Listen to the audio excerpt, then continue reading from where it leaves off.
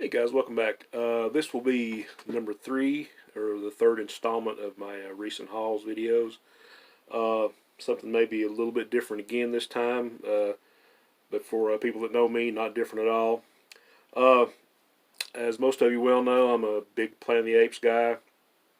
I just love everything associated with it, especially the original movies. I mean, the newer movies are real good, and I like all those.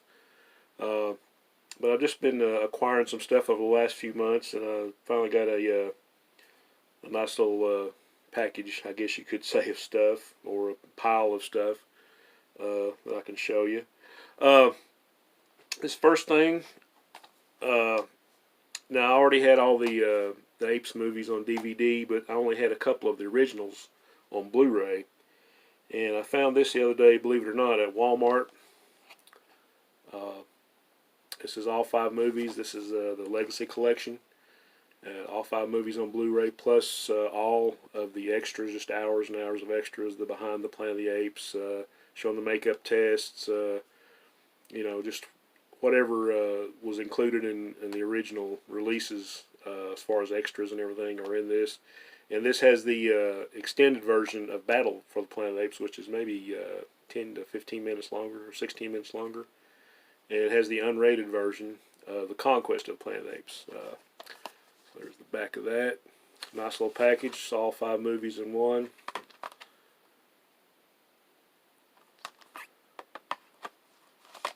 So happy to find this one, and found it cheap too. Pretty nice. This is something that I saw, and I thought it was a pretty neat little collectible. I'm not sure if I'll get anybody to join me in actually playing this, but IDW and Fox put out a new Planet of the Apes board game, actually. Got a really cool illustration on there. Not sure the artist. Should know, but anyway, looks pretty cool game. It's all based on the original Planet of the Apes. Pretty cool. You get all the game pieces and 24 all kinds of cards, 60 action cards, 16 Planet of the Apes cards, 59 encounter cards, the dice and the ape and the Taylor standee. It's all from Taylor's point of view, I guess. Maybe I'll get my son to play with me, I don't know. But I am going to take it out of the box and at least say I played with it once. I'd love to have one of the original board games, but those are outrageous. But anyway, I just thought this was pretty nice. Got some cool illustrations on it. So, there we have it. Okay, another kind of collectible. This is 2018. This is the 50th anniversary of the original Planet of the Apes. And one of the alternate covers for the Overstreet Price Guide was actually dedicated to Planet of the Apes. Now, I already bought the softcover version, but I'll go ahead and bought the hardcover to kind of keep as a collectible.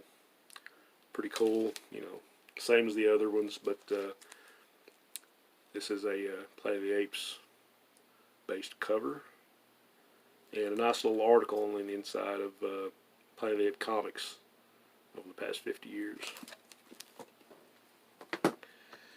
Okay, not long ago, Boom Comics came out with a series called Planet of the Apes Ursus, who was actually the gorilla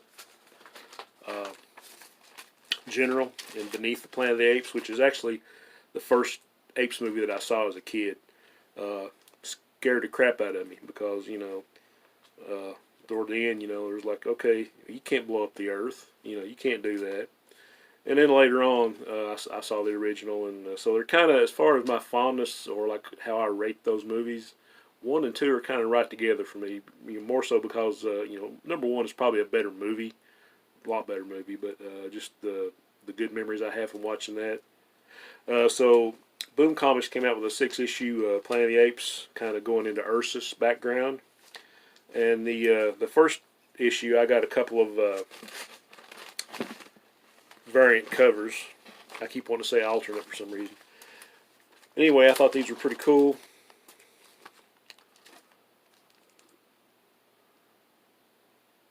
There's issue 1. I didn't get the regular cover for some reason. I'll probably have to go back and get that. Planet of the Apes Ursus #1. And I thought this one was great. Another version of #1.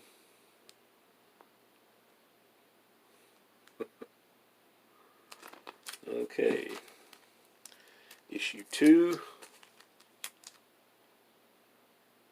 Haven't rebagged these yet. I got some of these from my comic shop.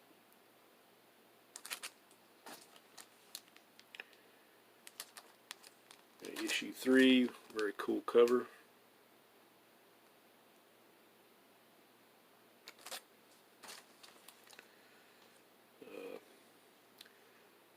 Issue 4, I think this is probably another variant cover. This is a Mike Allred on the cover here. Number 4. Number 5.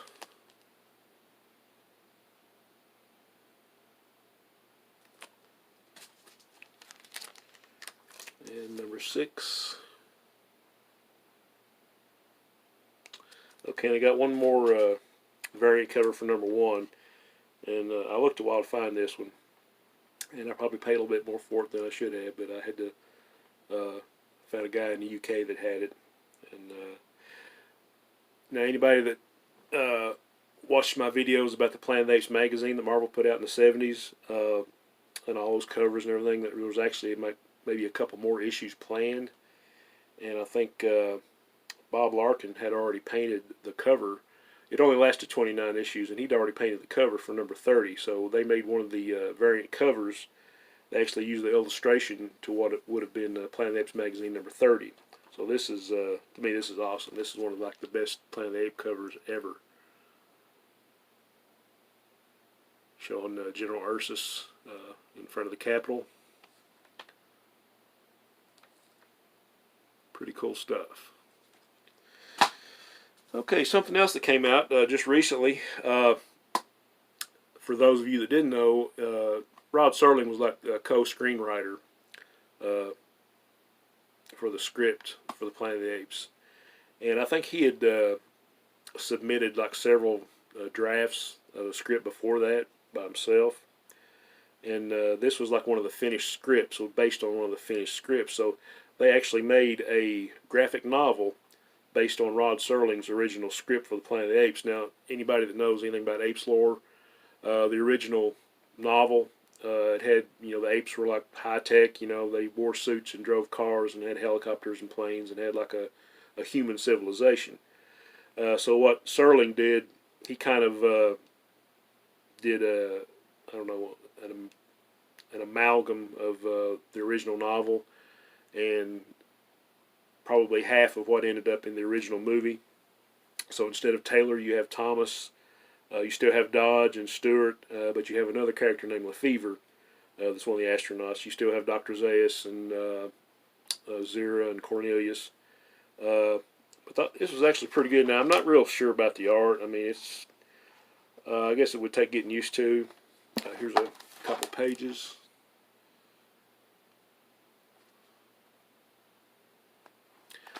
But I've kind of read half of it, and it's pretty good so far. But this kind of, the original novel actually was supposed to have happened on a different planet than Earth. So Serling kind of takes what Pierre Boulle did in the novel and his own script and kind of, made a hybrid of the two. And it actually turned out pretty good. But it was adapted by Dana Gould and Chad Lewis. Just a really neat collectible. And I've read the script before online, so it was kind of cool to see this in graphic novel form. So, Planet of the Apes Visionaries, Rod Serling, and adapted by Dana Gould and Chad Lewis. Got like a photograph on the back from the first movie, so pretty cool. Last thing, just a little while back, I guess it was Boom Comics again, started printing the Planet of the Apes Archives, which was like reprints of the Planet of the Apes magazine by Marvel. Now, I didn't get these when they first came out. So there were 4 volumes. The 4th volume just came out, so I have 2 through 4. And number 1, I mean, it is like impossible to find. And when you do find it, it's anywhere or upwards from $150 to $300 on eBay or Amazon or whatever it is. But anybody that knows where I can find a copy of number 1, for less than a god awful price, please let me know. So basically, this reprints all the black and white stories that were in those magazines. Here's volume 2, and just loads and loads of great art. Mike Plug, Alfredo Alcala, George Tuska, and my favorite, Tom Sutton, did some chapters called Future History Chronicles, and the art is just amazing. Here's some stuff by Alfredo Alcala where he adapted Beneath. You have reprints of all those and all the stories, Evolution's Nightmare and Terror on the Planet of the Apes, which was a new characters, Alexander and Jason. They were in volume 1, so like I say, still looking for that for a decent price. It's got a cover gallery, some of the paintings, and got some nice little articles in the front and back. So volume 2.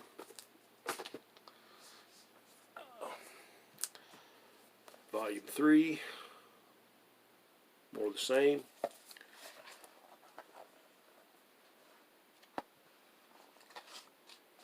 And the cool thing about these stories, a lot of the stuff that's in these were actually based on scripts that never actually made it into the movies. So you kind of have little extended scenes or different versions of like what actually happened. So it's pretty interesting. I think a lot of people complain because it didn't follow canon or it wasn't exactly like the movies. Well, for that reason I kind of liked it, because if you want to watch the movie, just watch the movies. But this is like a little bit different take. Some of the characters are designed a little bit different in some of it. But all the movies are adapted in comic form, black and white. Of course, you have more of the same as far as the cover paintings and all that. Pretty good stuff. Just some great artwork.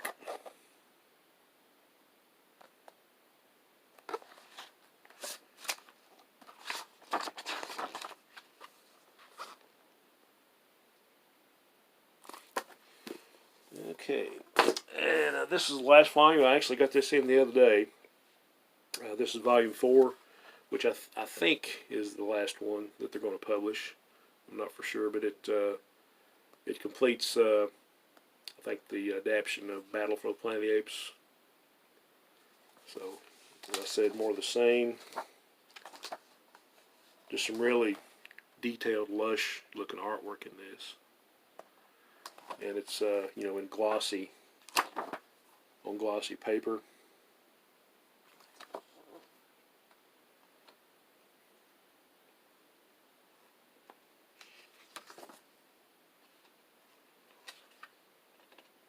Okay.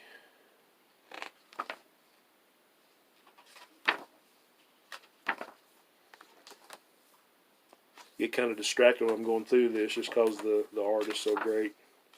Okay, here we get into the Tom Sutton stuff, the Future History Chronicles. Now they were produced, most of this were just reproduced from his pencils. And just take a look at that. That is just amazing to me.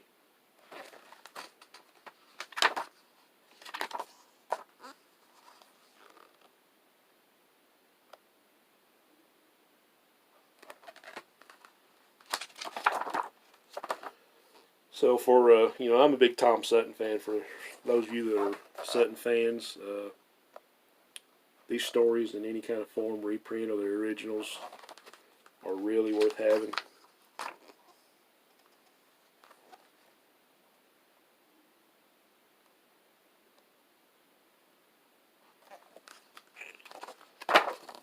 Okay.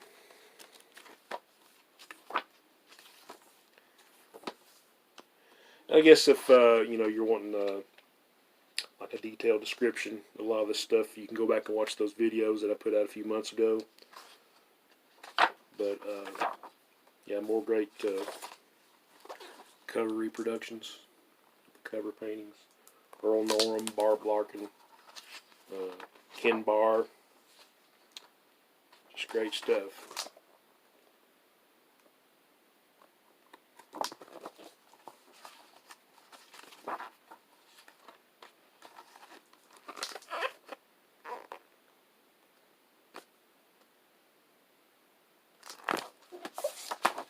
Okay, well guys, this is all I have for this.